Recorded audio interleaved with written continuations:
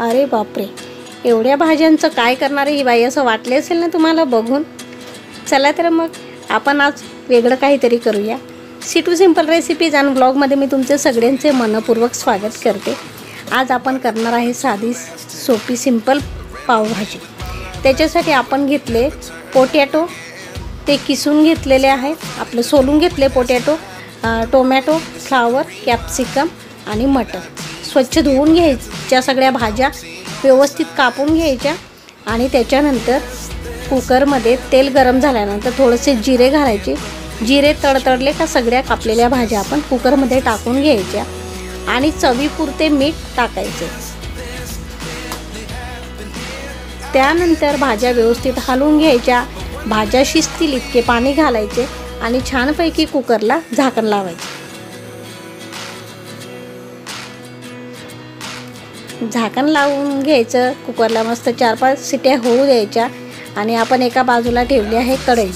कढई गरम झाल्यानंतर त्यात आपण घातले बटर. बटर गरम झाले का मग त्याच्यात आपण टाकणारे जिरे.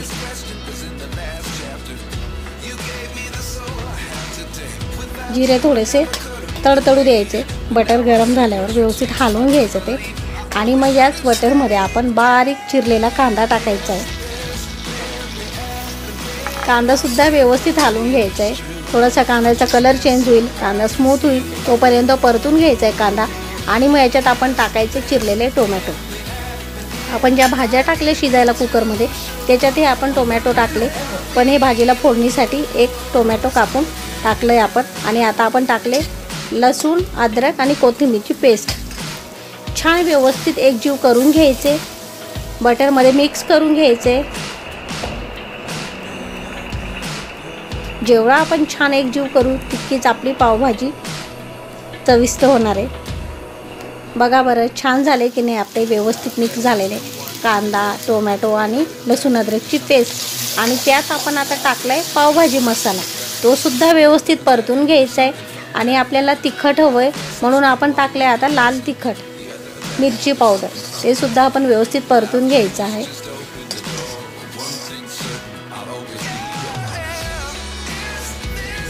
आणि हे आपण टाकले फ्रूट कलर. आपल्या भाजीला कलर हवा असेल तर आपण फ्रूट कलर टाकायचा किंवा आपण बीट आणि गाजर टाकू शकतो. ज्या भाज्या आपण शिजायला टाकले कुकरमध्ये त्याच्यातच बीट टाकले तर आपल्याला फ्रूट कलर टाकायची गरज नाही.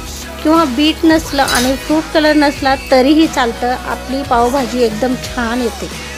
पण मला कलर टाकायचं होतं म्हणून मी फ्रूट कलर टाकलं आहे. आणि ते आता पाणी घातले.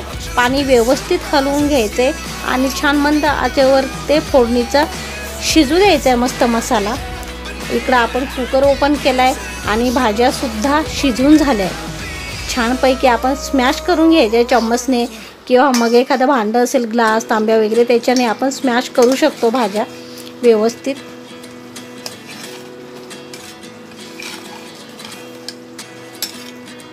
पावभाजीचा मसाला आपला रेडी आहे.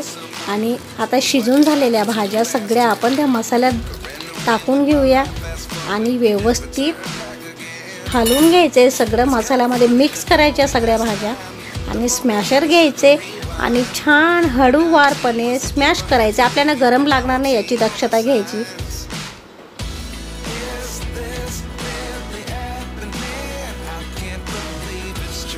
बघा बरं होते ना आपली पावभाजी मस्त. आणि आता आपण टाकायचे त्यात चवीपुरते मीठ. छान रेडी झाली आपली पावभाजी. चला तर मग आता पटकन खायची तयारी करूया. पॅन घेतला, नॉनस्टिक पॅन, त्यात आपण बटर घातले, थोडीशी भाजी टाकली आणि छानपैकी आता आपण ह्याच्यावर पाव भाजून घेणार आहे. जेणेकरून पावमध्ये सुद्धा मस्त असं भाजीचा फ्लेवर येईल, पावभाजीचा मसाल्याचा फ्लेवर येईल म्हणून आपण ते असं छान पाव गरम करून घ्यायचे. चला तर मग रेडीच झाली आपली पावभाजी जवळजवळ.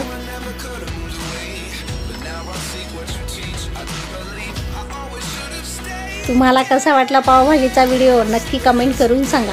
व्हिडिओला लाईक, शेअर करा. आणि हो, तुम्ही जर पहिल्यांदा आपले C2 simple recipes and blog हे चॅनल बघत असाल तर आपल्या चॅनलला सबस्क्राईब करा, जेणेकरून येणारे असे मसालेदार व्हिडिओ तुम्हाला पुन्हा बघायला मिळतील. आणि छान पावभाजी तयार झाली. आपण प्लेटसुद्धा तयार केली डिश. त्याच्यात आपण बटर घातलेले आहे आणि आता आपण कांदा कापून घेऊया. त्याच्यानंतर बारीक कापलेली कोथिंबीर टाकू.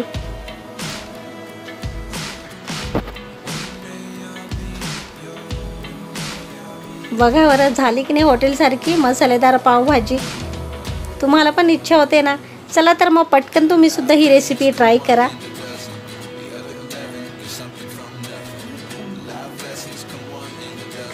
आपण भेटूच अशा छान मसालेदार रेसिपीमध्ये. तोपर्यंत टेक केअर. Bye bye.